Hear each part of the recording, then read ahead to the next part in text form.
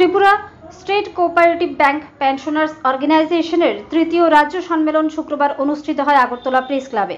উক্ত সম্মেলনে আগামী 2 বছরের জন্য তাদের কমিটি গঠিত হয়। পাশাপাশি পেনশন চালু সহ বিভিন্ন দাবি দেওয়া নিয়ে আজকের এই সম্মেলনে আলোচনা করেন বক্তারা। ব্যুরো রিপোর্ট আরি ধর্মনগর।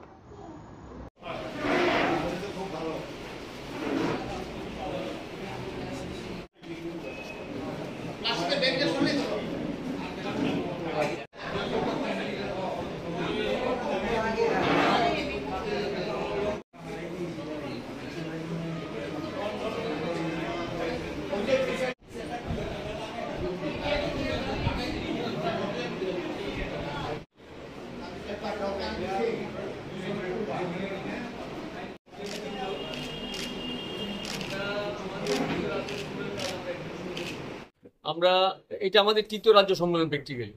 এর আগে আমাদের দুটো সম্মেলন হয়ে গেছে। সেই সম্মেলনে আমাদের সম্পাদকের দায়িত্ব পালন করেছিলেন মিস্টার দিলীপ কুমার দেব, আমি সভাপতি ছিলাম আব্দুল শুকুর। আর এছাড়া আমাদের কোষাধ্যক্ষ ছিলেন বিনোদ বিহারী দেবনাথ। তো এটা ছিল পূর্বতন কমিটি।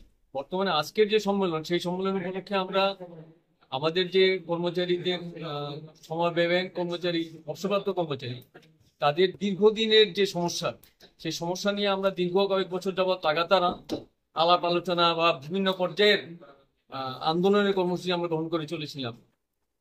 সেই পরিপ্রেক্ষিতটাকে রেখে আমরা আজকে সম্মেলনে সমগ্র বিষয়টাকে মূল্যায়ন করব এবং আগামী দিনের যে কর্মসূচি তার রূপরেখা আমরা তৈরি করব। এবং স্বাভাবিক কারণেই পূর্বতন যে কমিটি, সেই কমিটির হাত থেকে নতুন কমিটি আজকে যারা এই সম্মেলন নির্বাচিত হবেন তারা দায়িত্ব গ্রহণ করবেন। এবং আমাদের যে দাবি দেওয়া মুখ্যত সময় ব্যাংকে আপনারা সবাই জানেন সম্ভবত যে পেনশন নেই। এত বছর চাকরি করার পরে কর্মচারীরা একটা দুর্বিষহ জীবনযাপন করে। তাদের ন্যূনতম যে ইপিএফ এর যে পেনশন, সেই পেনশনের পরিমাণ হলো ন্যূনতম 1000 টাকা। বুঝতেই পারা যায় যে কর্মচারী যখন অবসর গ্রহণ করে তার শুধুমাত্র চিকিৎসা বাবদ যে পরিবারের খরচ, সেটাও অন্তত কমপক্ষে আজকের দিনে 10,000 টাকার কমে হয় না।